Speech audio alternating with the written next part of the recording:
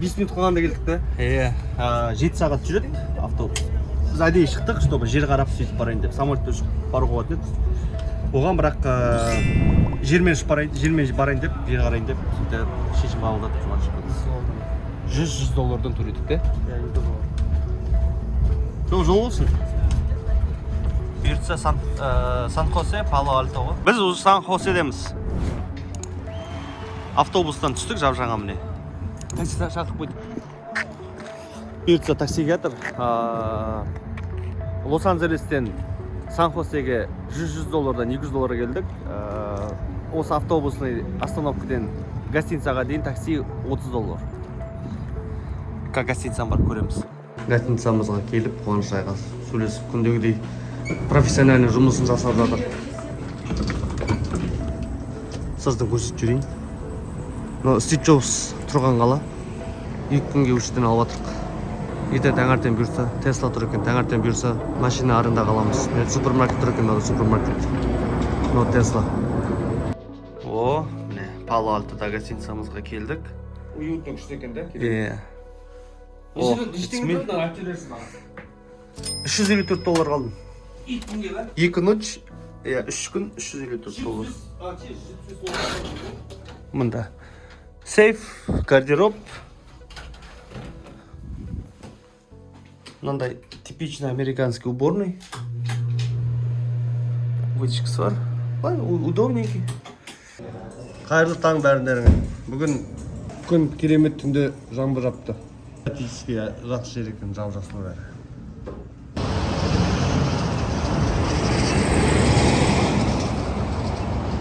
Машина алып жатырық, машина. Bir күнге $150. Андай авалдан алып жатырмыз. Ровно 24 сағаттан кейін әкелуіміз керек. Бензин толтырып қойып. Тыныш қала екен. Бірде-бір бомж көрген жоқпыз. Таза. Адамдары агрессия жоқ. Ешкім асықпайды.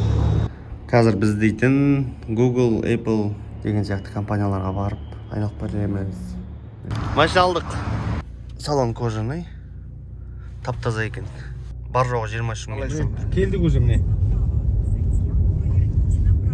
Мынаяқтан оңға орындап жатыр. Келдік міне Google. Мынау кейін компаниялары бар. Мынадан емес шығар қоныш. Так, мұнда антистафордан емес па? Мына әр жауық тұрғар, сары болып. Google кампусына келдік. Та-да! Google деген ең үлкен компаниялардың құрамына кіреді. Топ 5-ке кіреді Google. Атақта Google компаниясы.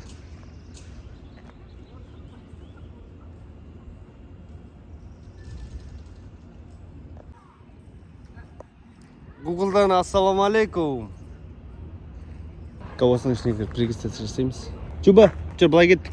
Жванчикомыз неудачный уақытта келген екенбіз. Келсек, ремонттар жүріп жатыр дейді. Действительно, зданиелер бәрі қоршалып тұрған барлығы. Ремонттар жүріп жатыр дейді. Сосын даладан да ремонттар жүріп жатыр. Мына парковка, мына Google-дың зданиясы міне. Мына үлкен территория ғой шер дейтін. Мына камерада көрініп жатқан территорияң бәрі. Мына да Google-дікі міне здание салынып жатқан. Барлығы Google-дікі. Тамақ жеуге бола ма деп сұрап едік. Тамақ жеуге болмайды, тек қана жұмысшыларға дейді. Ну ладно деп шығып жатыр. Қазір енді неге бара жатырмыз? Apple-дың магазиніне. Жақындап келе жатырық, міне тұр ғой. Купертиновцы. Apple, мы сейчас к тебе идем. Так, Apple-дың основной магазиніне келдік. Міне наушниктер тұр. Әдемірек қойып тұр.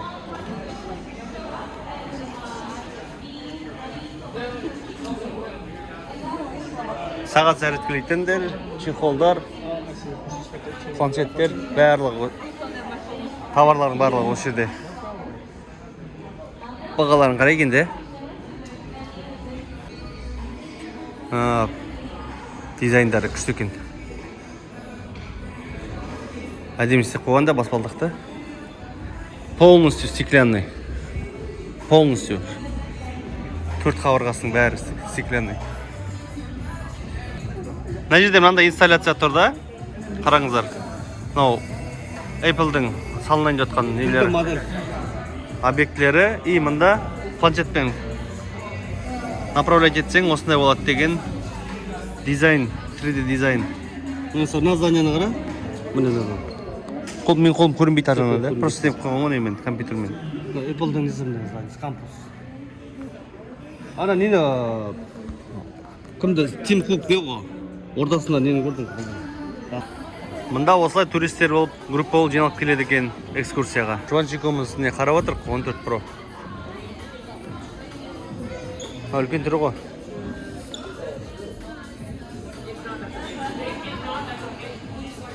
Сол баяғы iPhone біз білетін, артық ештеңесі жоқ. Apple'дың зданиясына келдік, біз кіре алған жоқпыз, мына адамдар да кіргізбейді екен. Бірақ қасында тұрған магазиніне кіріп, дана қарап шықтық, бағалары нормально екен. Бірақ біз сұрап едік, мына iPhone-дар не екен, eSIM-мен сатылады екен, тек электронды. Вот, бірақ бағасы арзан. $1000 iPhone 14 Pro 128 гигабайт $1000 тұрады. 256 гигабайты $1100 тұрады. Так, iPhone 14 Pro Max 128-і 1100 тұрады. 256-сы 1200 тұрады. Қазақстандық сайтынан, электронный сайттан қарадық, уақытта $270 қымбат екен. Қазақстанның бағасы мен Американың бағасы $270 екен разницасы. Где-то 120 000 теңге. 120 000 теңге, теңгемен, иә. iPhone. Прилично, да? Жұбаныш, мен және Мақпал, сәлем. Ресторанға келдік, ужинға.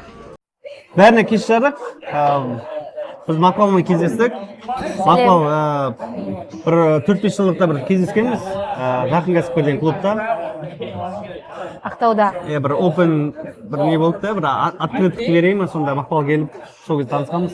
Содан Инстаграмнан подписаться еткенмін. Сосын Лос-Анджелесте жүргенін бір көріп қаламыз, сол рестерінен, қызық кетем. Жазамын еще, қалайсыз? Америка қалай деген. Келеміз деп. Иә, бұйыртса мен де барамын деп та, сөйтіп армандап. Сен жеткенде келатқан кезде айттым ғой, Мақпал біз келатырмыз, қалайсыз, кездесе аламыз ба деп. Сөйтіп звезды сошлись в общем. Сөйтіп бүгін кездесіп ресторанға келіп, әңгімемізді айтып, күшті. Ауылдың бауырларымыз ғой, да, Ақтаудан. Қошым келіп жатыр. Жігіттер келіп, мәз болып жатыр. Мақпал, Ақтаудың жігіттері күшті деп жатыр. Бізде Ақтаудың қыздар күшті. Пало-Альто деген қаладамыз. Пало-Альто деген Калифорния. Америка құрама штатындағы ең бай штаттардың біреуі. Мақпал осы қалада тұрып жатқанына бір жыл болды. Бір жыл болды, иә. Былтыр мен Лос-Анджелестен көшіп келгенмін. Лос-Анджелесте бір жыл тұрғанмын. Бір жылдай осы Кремниевый долинада жүрмін. Жалпы Америка жөнінде бір-екі сұрақ болса, бірінші сұрағымыз, жалпы қалай Америка? Өмір сүру қалай? Жақсы. Қиын ба, оңай ма? Жұмыс жасайтын, талпынатын, ерінбейтін адамдарға оңай. Тіл білетін. Егер тіл білмесеңіз, кішкене қиындау болуы мүмкін, бірақ соның өзінде үйренем деген адамға бәрі ашық. Жол ашық Америкада. Тіл үйрену жалпы возможностьтар қандай мұнда Американың басында? Шетелден келген адамдарға бесплатный курстар бар. Барам деген адамдарға аптасына 2-3 рет сабақ беріледі. 2-3 рет сабаққа барып, ағылшынды үйренуге болады. Бесплатный курстар жетеді. Көбіне адамдар ерінеді, барғылары келмейді, қорқады, андай ұялады деген сияқты. Ондай болмаса, сөйлесетін, сені үйрететін адамдар бар. Жалпы осы Пало-Альтода тұру үшін айына қанша ақша тауып өмір сүруге болады? Пало-Альтода кемінде бір бөлмелі деп айтады. Негізінде ол біздікінше 2 бөлмелі үй. Айына бір $3000-дай. Коммунальный услугалары тағы бір $200-300 қосылады. Интернеті бар, светі бар, тоғы анау-мынау деген сияқты. Одан басқа мынандай тамақ жеу, үйден тамақ пісірген арзанға шыға ма, ресторанға барып тамақ жеген арзанға шыға ма? Үйден пісірген әрине арзандау болады. Үйден пісірсең, мен мысалға аптасына бір $100-150 ештеңеден отказ етпей өзіме тамақ аламын. Ең тәттісінен, свежайсынан, егер эконом жасағым келсе, $50-60 да тамақ алуға болады аптасынан, бір адам басына. Примерно $1000-дан аржақ бер жағы дейсіз ғой? $1000 деген это без отказа ғой, енді түрлі тамақты жеуіңе болады. Сонда үйің бар, $3,500 болады. Тамаң бар, $4,500. Сосын тағы да $1000 примерно Машина, бензин, жүріс, былай шаруаларыңмен расходтарың бар. Парковка. Парковка де төлейсің. Мында Пало-Альтода байқағаным парковкамен өте проблема екен. Проблема болғанда парковка бар, бірақ платный. Өте қымбат. Мысалға, біз Лос-Анджелесте жүрген кезде гостиницада бір ночқа $55 төледік. Бір ночқа. Вот тебе и машина. Кейде төлегің келеді, орын жоқ. Ондай да болады. Сол енді осы кездесуімізге өте қуаныштымын. Мақпал, сізге көп табыс тілеймін. Америкаға тектен де келмейсіз ғой. Өзіңіздің арманыңызбен келген болып тұрсыз ғой. Солай. Біздің сол осы көрермендерімізге көрсеткіміз келгені, Мақпал сияқты Мақпал өзі Ақтаудан, Қазақстаннан келіп отыр. Қалай өмір сүруге болатынын, сосын өмір сүруге бола ма екен түсініп алайын деп, соны көрермендерімізге көрсетейін деген ойымыз. Сол өмір сүруге болады екен, да? Болады. Талпынатын, жұмыс жасайтын, арманы бар адамдарға Америкада бар жаңа мүмкіндік, возможности деп айтады ғой, бәрі де табылады, бәрі де болады. Енді ең соңғы сұрақ, мында средняя зарплата айлық қанша табуға болады осы қалада? Кремниевая долинада кемінде жылына $80,000. Кемінде. Начинающий специалисттар, жаңағы IT индустриядағы. Максимум $500,000 айына алатын жігіттерді білемін. Сонда $6,500 үстінде алып тұр ғой, $6,500-7,000-дай. Ол именно минимальный уровень выживания. Сол, рахмет көп Мақпал.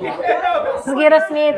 Біздерге лайк басып, комментарийлерін жазып, осы Мақпал сияқты бауырларымызға қандай тілектеріңіз бар, болмаса қандай сұрақтарыңыз бар, жазып жіберіңіз. Жазыңыз. Менің инстаграмыма қосылыңыздар. Айтпашы, Мақпал инстаграм жүргізеді активно. Мына ссылка қалдырып кетейік осы жерге. Прямо осы жерде или осы жерде қалады. Сонымен Америкадағы өмір туралы көбірек айтам. Өзім көргенімді, білгенімді, сол көрем деген адамдар қосылыңдар. Чао, бамбино. Сау болыңыз. Где-то повернули мы. Сол ғой мен айтқаным. Біз адасып қалдық біз деген. Центрде жүріп адасып жүрміз. Қазір тұра тұрмын, табам. Улица жап-жарық да, определенно сек қойған, Кремниевая долина, центр. Жуаныштың арманына Пало-Альтоға түскісі келіп. Стеклянный не бар, Apple бар. Стеклянный Apple ма? Мәт саған біз дейтін Пало-Альтода жүрміз, центрде. Машинада қойған машинамыз таба алмай, анаяқтан айналып, мыннан айналып таба алмай жүрміз. Мынау міне айфонның офисі. Жаңа біздің жүрген улица ғой мынау. Күшті энергиям көтеріліп, күшті не шабыттанып отырмын, білмеймін. Энерджайзерлер. Мақпал, саған көп рахмет. Пало-Альтоны қыдырдық. Ақтаудың қызы, в общем, с корнями былай айтқанда. Наш. Папасы Фордтан, мама Ералдан. Так что қуанып қойық Мақпал үшін. Рахмет. Бақытты бол. Рахмет. Іске сәттілік. Біздің бүгін аренда алған машина тұр. Мақпал айтып еді ғой, біздің машинамен қыдырып кетейік деп. Кетіп батыр. Toyota Corolla. Беверли Стрит деген улица. Стив Джобстың тұрған. Осы жердермен жүрді ауа. Стив Джобста. Келдік мына жерде, оң жағымызда қазір. Мынау Стив Джобстың үйіне келдік. Пало-Альто деген қалада. Осындай кішкентай үй. Забор жоқ, қоршалмаған. Кезінде осы жерде отырып огородпен айналысқан ғой. Мынау территория, осындай үйлер, частный домдар. You want a water? Yeah. Water? No, thank you. Okay. That's your car? Huh? Toyota? Our cars over there. Okay, bro. White car. I was wondering, Yes, sir. why you guys were taking my license and pictures of the... Охрана ма сондай жүр қасында. Күшті жүр екен. Құстар ұшып жүр. кәдімгідей природа болып тұр. Жұбаныш, көңілмен бөлішші. Ал енді керемет мынау Стив Джобстың тұрған жері. Өзіміз Apple компаниясының телефонын ұстаймыз, акционеріміз. Сосын кәсіпкер ретінде өте көп зат жасаған адам. Сол үшін біз Пало-Альтоға келіп, Стив Джобстың жаңа суретке түсіп, видеоға түсіп, бұл жерге келіп жатырмыз. Керемет жер екен, Погодасы күшті. Үй көп болған, бірақ соңғы кездерде осы жерде тұрған. Та гараж, мама папасының үйі бар, гараж, ол бөлек болған, тыққа барамыз. Стив Джобс өшермен жүрді дейсің бе? Жүрді ғой енді. Соны айтам, өшерлермен өстіп өтті деймін да. Светофордан, перекресттен өсіп кәтті ғой деймін да, өшерден. Мына сол Стив Джобстың тұрған улица сол Беверли. Стэнфордтың территориясының өзінің зонасы бар, осындай жолдармен, пешеходтармен, ормандар бар. Түрлі инсталляция, водопад секілді. Ой, но қайда водопад? Фонтан де. Не фонтан, но брызги есть. Кәдімгідей, орман бар ғой ше. Тән жерге құстарға тамақ не қып қойды. Ах, мына газонның иісін ай, иісі күшті. Ауа райы керемет тұратын жер екен. Мына қалада тұруға болады, өмір сүруге болады. Қымбат қала екен бірақ. Ну, зарабатывать больше и живет, да? Спортпен айналысады. Біреу велосипед айдап батыр, біреу жүгіріп баратыр. Адамдардың өмір тәртібі жақсы екен мына қалада. Таңертең ерте тұрады, кешке ерте жатып қалады, магазиндер бәрі жабылады. Адамдар таңертең тұрып, жүгіріп, великпен айдап, спортқа барып, фитнеске барып, сөйтіп өмір сүреді адамдар. Сабақтарын оқиды, көбі студенттер сондай. Бүткіл әлемнен келеді. Туристке арналған маршруттар, нәрге адамдар кіріп, тегін жүре береді.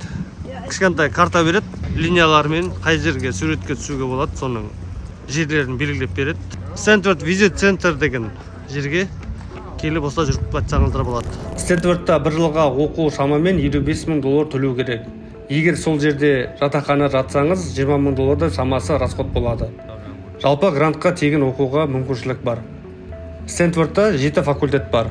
Бірінші бизнес және менеджмент, екінші геология, үшінші педагогика, төртінші гуманитарлық және әлеуметтік ғылымдар, бесінші инженерия, алтыншы құқықтар, жетінші медицина. Бірдеңе тарс етті қарасақ, мына бір машина заднемен наған соққан ғой. Енді кетіп батырдым білмеген. Мен соқып кеттім мен. Прикинь. Төне кетіп батыр, ё-моё.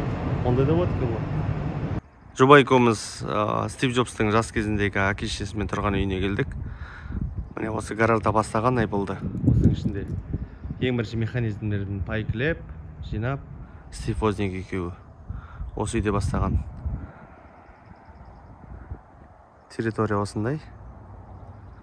Уютненький, тыныш жер. Вообще дерзко әдемі жер екен. Мусор салат, пакетпен, коробкамен как положено. Пало-Альто, Калифорния. Машинамызды тапсырдық. Hertz деген компания. Міне, Toyota. Мына машиналардың бәрі арендаға беріледі. Сонымен біздің Пало-Альтода саяхатымыз бітті. Бізге подписка мен лайк мен қолдап отырыңыз. Сізбен бірге болған Жұбаныш, Қуаныш, сау болыңыз.